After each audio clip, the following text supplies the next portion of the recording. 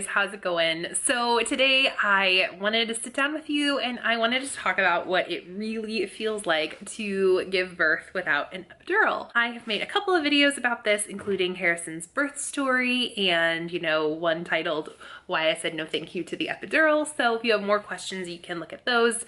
I will include all of these videos in a playlist and I will link them wherever the card is up there, and I'll link them down in the description below. Yeah, in 2015 I gave birth to my second child, a little boy named Harrison, who is now a rowdy, rambunctious 18-month-old toddler who we absolutely adore. During the entire pregnancy I was Googling things. I felt a little bit like a first-time mom because it was 9 years between my pregnancies. So yeah, I was Googling, things like, what can I do to stop throwing up?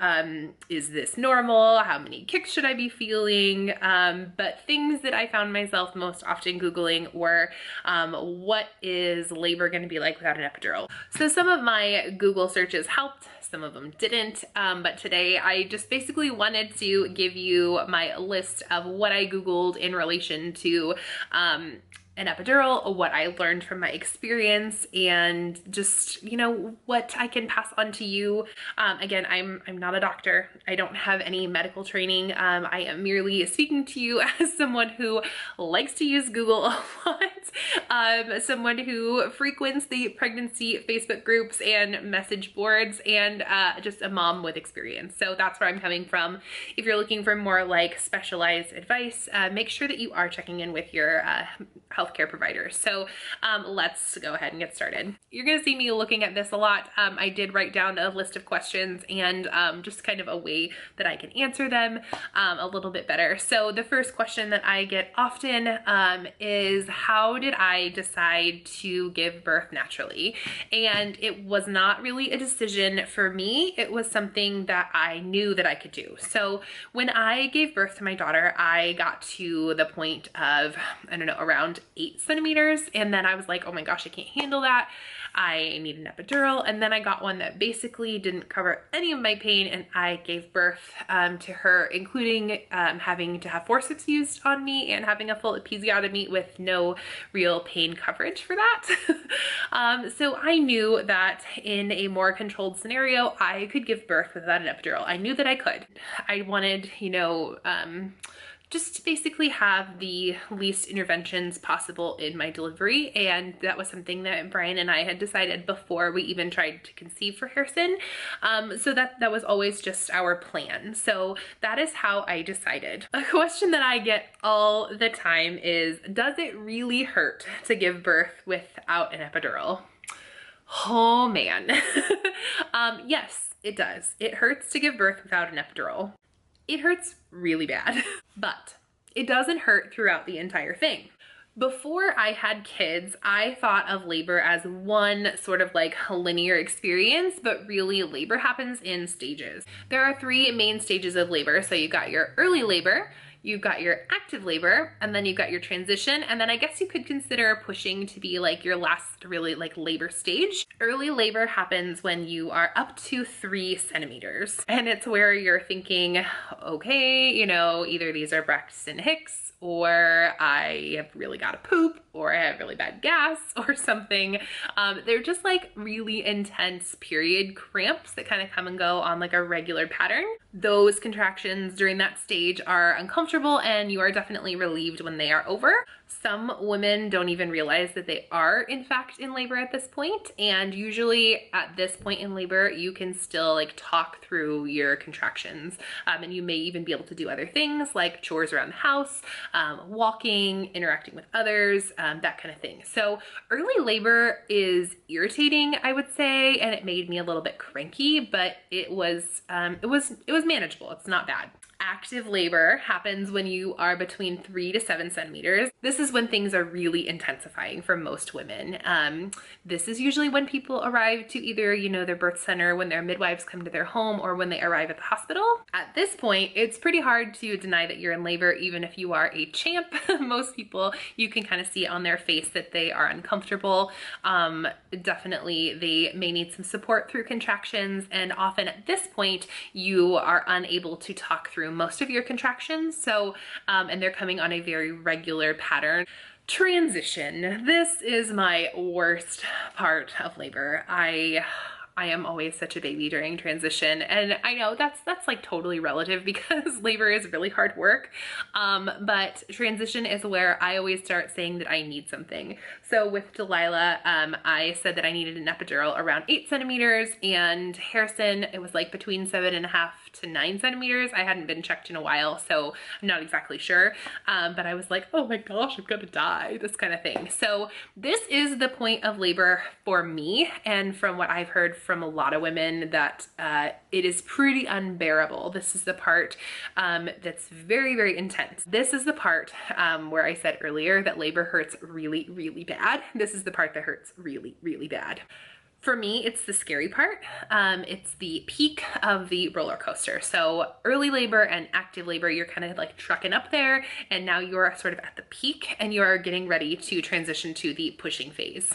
However, for most women, this part of labor only lasts between a half an hour to 2 hours. So in the scheme of things, if you've been laboring for like 48 hours already, and this part's only gonna last you like another 2 more hours, keep that in mind. Keep that in the back of your mind and say, okay, I'm in transition now. I can get through this. If your goal is to have no epidural, just know that it is a finite amount of time. At this point, your contractions are pretty much overlapping. You might have like a 30-second break. It depends on your body. For me, I was induced. So at this point, the Pitocin contractions were overlapping and they were very, very intense. Just be prepared for lots of contractions.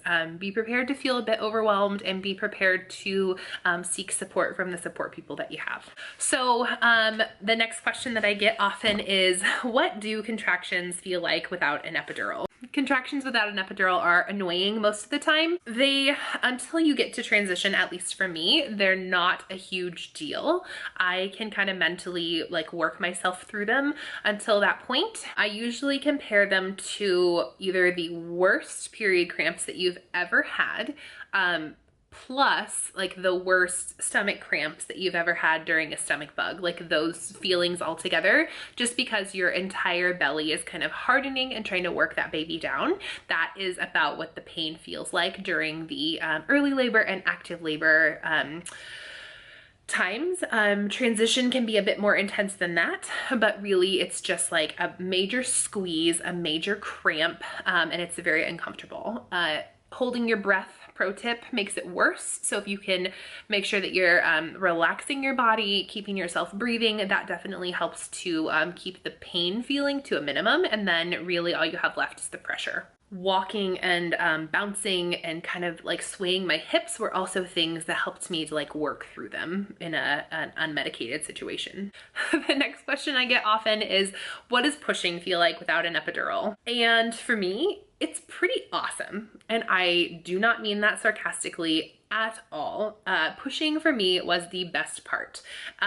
For whatever reason, my babies get into the birth canal really quickly, so I don't have to push for very long. And when I am pushing, I feel like a sense of relief almost. You're pushing sort of through the pain. It starts to lessen the contraction pain, and it starts to lessen all of the pressure that you're feeling. So as your baby is moving out of your body, pushing really, really helps to alleviate those things. And honestly, like, for me, pushing without an epidural, it just felt like I was very, very constipated, and I could feel like his head on my pubic bone, but other than that, like the sensation that I felt was like a very big like urge to have a bowel movement. So that's what it felt like for me. I didn't experience like a lot of like pain during that time. I didn't experience a lot of like I don't know. It was honestly the best part of labor without pain medication for me. The next question that I get often is, what is the worst part of labor without an epidural? And for me, the worst part, as I've explained before, is transition. It sort of was like the darkest point for me, but it's also the shortest point. So it's kind of like a double-edged sword. Like, it's the worst, but it's not gonna last for very long. And then here are some tips for handling transition. Getting off your back definitely helps with the transition stage. If you are laying on your back, you will most likely be feeling a lot of pressure, maybe even a lot of pain at that time. I wanted to lay during my transition stage, but I turned over and I laid on my side and I was kind of rocking my hips back and forth, and that is something that helped me. But definitely get off your back if you can. Use your voice. It's not embarrassing at all. In fact, you probably won't even notice that you're doing it. Screaming doesn't help, but making like low noises in your throat can help. And it kind of gives you something to focus on, you know, that you're listening to. So use your voice. It definitely helps to get you through transition. Darken the room or dim the lights. It can help keep you calm during this really stressful time. Ask your partner not to touch you during this time of labor. I have been told that I was very polite during labor and I was saying, you know, please don't do this, please don't do that, that kind of thing. But just trust me, he or she will be much safer if they don't touch you during the transition phase, unless they are being specifically asked to give like pressure on your back or something. So just tell them maybe right now is not the time. Take all of your clothes off. I'm telling you, I had on like a tank top and that is it. And at some point, I believe I even took that off.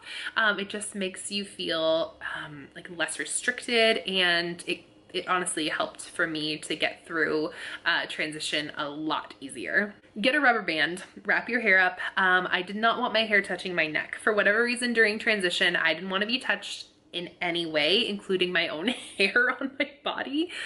So if you can get a rubber band and wrap your hair up, that will definitely help you get through labor without an epidural. Another question I get asked is, what about the ring of fire? Do you feel that during pushing? And honestly, for me, no. I did not feel the ring of fire during pushing. The feeling of contractions are so intense that pushing honestly feels so much better than having a contraction. So whether or not I had the ring of fire, I don't remember. I didn't feel it. Another question I get asked often is, do you get an IV even if you don't have an epidural? In my case, I did, because I had to be induced because of high blood pressure. In some cases, you do have to get an IV. In some cases, you don't. So a lot of mamas who test positive for the strep B will have to get an epidural to get antibiotics during that time. But some moms can actually be unmonitored, un-IV'd if you want. So it's really up to your medical provider and sort of what your medical needs are at that time. Also, they will give you an IV if you are not drinking enough fluids. So make sure that you promise that you're going to be drinking as many fluids as possible, because your medical staff does not want you getting dehydrated during labor. Another question I get asked often is, what is recovery like without an epidural? Recovery without an epidural is like listening to the best song you've ever heard. Like, it's this blissful moment because you are full of oxytocin, which is like your love hormone. Your baby is on you. I honestly had such an easy recovery this time around. I had no tearing this time, and I actually attribute that to not having an epidural. I could feel what I was doing. My midwives were guiding me. It was just amazing. So my overall recovery was incredible, and I was back up and moving in less than a week. Which I actually wouldn't recommend. Like, if you can stay down like a little bit longer, if you can just chill a little bit, try to. I unfortunately could not. I needed to be up and doing things. I missed taking my older kid to school, so I actually packed up Harrison and we all went out because I was getting a little stir crazy.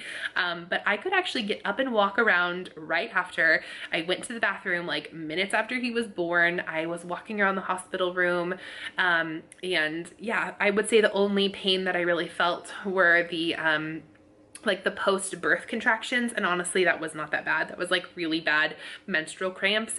It wasn't like the second birth that you hear a lot of people describe. It was fine. Another question that I get asked often is, what is the best part about not having an epidural? And again, recovery and pushing. Those were the best parts of not having an epidural. Pushing, honestly, it felt so good to be pushing, and then my recovery was super easy. And then the last question that I get asked all the time is, would I give birth again without an epidural? And yes, I would most definitely, if I ever had the opportunity, give birth without an epidural. If we decided to expand our family, I would actually consider a home birth. I really didn't like nurses like coming in the middle of the night when it was really unnecessary. Like, we were pretty low risk after Harrison was born, but they were constantly interrupting. And I mean, I know they're doing their job or whatever, but it got annoying, and I just wanted to be with my little family. I just wanted to be, you know, left alone at that moment. So I would definitely have another unmedicated birth. And I would probably prepare a little bit more for transition. If you saw Harrison's birth story, I did have a little bit of pain medication that actually did nothing more than like make me feel sleepy. It didn't take any of the pain away. So yeah, I would definitely prepare for transition. So if you're preparing for an unmedicated birth, make sure that you talk to all of your friends about like what transition was like for them, what strategies you can use. Make sure that you are really willing to lean on your partner or your doula or whoever is in the room with you. So that is what I have to say about what it really feels like to give birth without an epidural. If you have other questions about birthing or unmedicated birth or, you know, natural birth, I hate to use that term because all births are really natural because you get a baby at the end. So just leave them in the comments below. I'd be happy to answer them. I'd be happy to chat with you in email if you have questions. If you are new here, don't forget to hit that red subscribe button below. If you're one of my loyal followers, welcome back, you guys. Thanks for being here. I am blown away that there are so many of you now. And by the way, you guys, have fun today.